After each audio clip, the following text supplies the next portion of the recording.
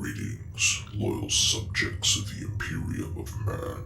I am Librarian Elias of the Adeptus Astartes. I am creating a series of recordings with the intent of educating the general populace of the dangers of the galaxy. All of this information comes from the Lexicanum, provided to me by the Adeptus Mechanicus. I will be reading verbatim from their archives.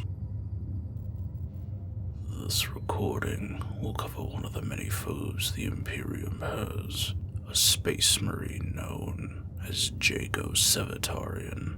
Jago Sevatarion, also known as Sevatar and the Prince of Crows, was captain of the Atramentar, the elite unit of Night Lords who were equipped with Terminator armor, as well as the first captain of the Night Lords Legion during at least part of the Great Crusade and the Horus Heresy. A Nostraman native and senior advisor to the Primarch Conrad Kurze, Sevatar was regarded as one of the most dangerous space marines of his day, comparable in skill to First Captain Ezekiel Abaddon of the Sons of Horus, Lord Commander Eidolon of the Emperor's Children, and Chapter Master Raldaran of the Blood Angels. Jago Sevatarion was born in City's Edge of Nostramo Quintus, more than a century before the Horus Heresy. As a child, he began displaying psychic powers. He was eventually taken into the Night Lords, showing himself to be a fast and deadly warrior. He eventually rose to the post of First Captain and Officer of the Chiroterra, an inner circle of senior captains. Sevatar suppressed his psychic powers, but Conrad Kurze was aware of their existence. Sevatar had somewhat of a calming influence on Kurze, convincing him to withdraw during a standoff with Corax and his Raven Guard during the Carnier Retribution, a battle fought by the Raven Guard and Night Lords during the Great Crusade. During the campaign, Kurze stated that the time to draw their brother's blood had not yet come. This perplexed Sevatar, who asked if Kurze had foreseen a day where such a thing would come to pass. Kurze replied that he knew the answer to Sevatar's question, as well as how the first captain was destined to die, and would divulge both. Sevatar, not knowing how he would inevitably die, did not raise the issue again. During the Chirrut campaign, an event where it took warriors from 5 different Space Marine legions in order to pacify a world, Sevatar, alongside his subordinate, Krukesh, oversaw massacres of the civilian populace, which caused tensions with the Imperial Fists under Sigismund and Fafnir Ran. After a heated verbal exchange with Sigismund, the Imperial Fist launched a surprise blow, which was blocked by Sevatar. Sigismund and Sevatar subsequently agreed to a duel to end the disputes, with the rule being only blows with weapons were allowed, and it would end when one warrior yielded. After a fierce battle, Sevatar violated the rules of the duel by headbutting Sigismund in the face. Though Sevatar forfeited the battle by his act, he stated that he had nonetheless won, and Sigismund should always remember that there is no honor in war. Though Sigismund judged Sevatar a coward for the way he and his legion conducted war, he respected his formidable fighting skill as a warrior. During the destruction of Nostramo, Sevatar agreed to Kurze's course of action and saw the entire planetary society as sinners who must be punished. Despite the pleas of Shang, the personal advisor to Conrad Kurze, he refused to attempt to convince Kurze to halt the planetary bombardment. Shang pointed out for the first time that Kurze was going mad, something Sevatar denied. After a heated argument, he condemned Shang as weak, but admitted that Kurze was becoming more unstable. During the bombardment, there were widespread mutinies among both mortals and space marines within the Night Lord's fleet, and Sevatar and his Atramentar brutally put them down. In the events leading up to the Horus Heresy, Sevatar was present with Captain Malkarian for the gathering of captains and commanders from the Night Lords, Iron Warriors, Alpha Legion, and Wordbearer Legions.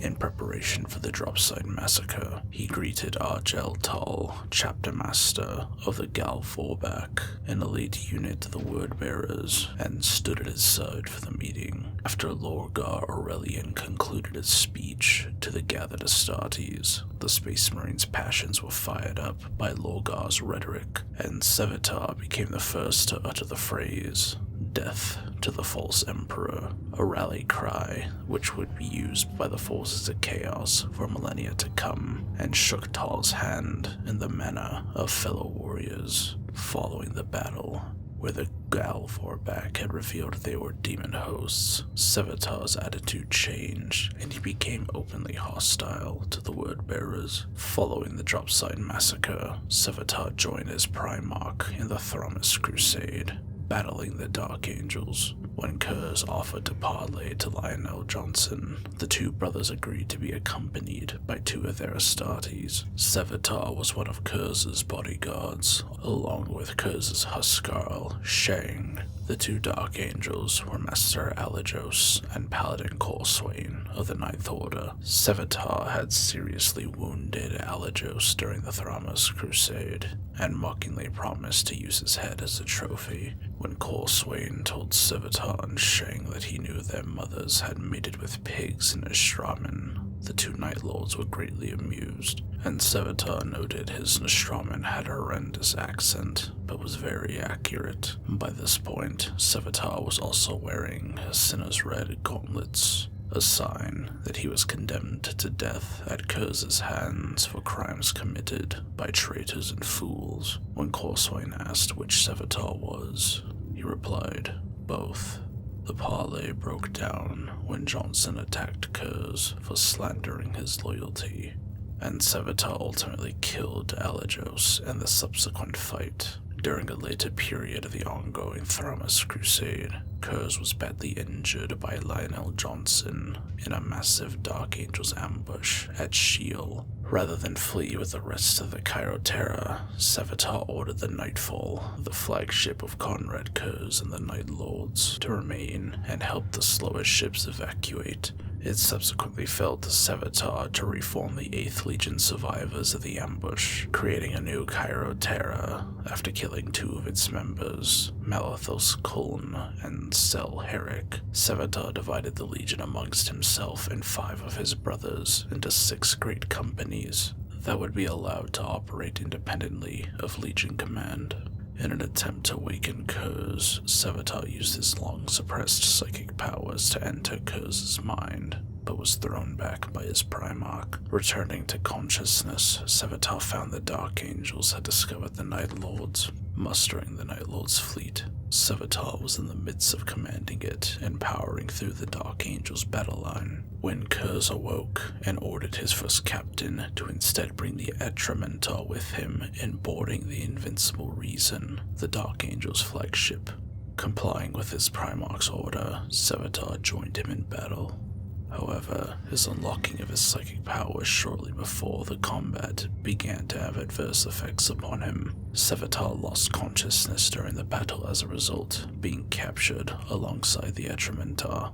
Later, Sevatar is found imprisoned by himself, still aboard the Invincible Reason. Whether his battle brothers have been transferred or he had been isolated is not revealed. He is at this point in terrible pain from his awakened psychic talent and believes he is dying. During his imprisonment, Sevatar is contacted by the astropath Altani from the astropathic choir of the Invincible Reason, who seeks him out to ease his pain and stop his psychic talents from killing him.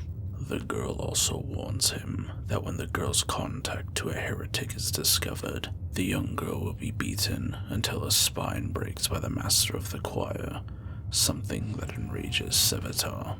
When the Dark Angels initiate transfer of Sevatar to the prison transport ship Remnant of Brotherhood, he manages to escape their custody as Altani takes control of the 12 Dark Angels escorting him. Sevatar makes his way to the astropathic choir's quarters and methodically kills the master of the choir as punishment for him hurting Altani. He announces to the Dark Angels, "I am justice, I am judgment, I am punishment." before willingly going back to his cell. Once in his cell again, Sevatar is filled with a new sense of cold focus that has eluded him for decades, and his psychic powers no longer appear to be killing him.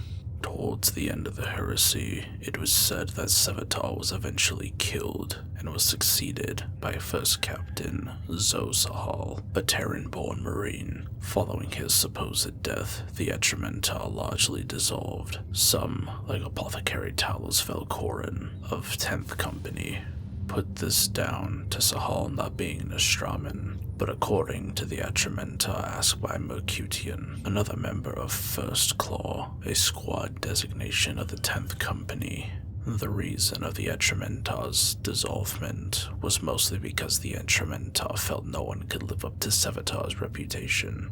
During a moment with his chosen, Kurze demanded Sevatar come forward, only to be informed that Sevatar was long dead.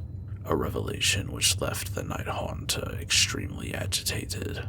Mercutian confided to Octavia, the navigator of the Echo of Damnation, that he believed Sevatar was still alive, a prospect Talos dismissed.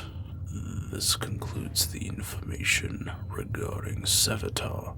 More in-depth information regarding him will be recorded at a later date. This is Librarian Elias, signing off.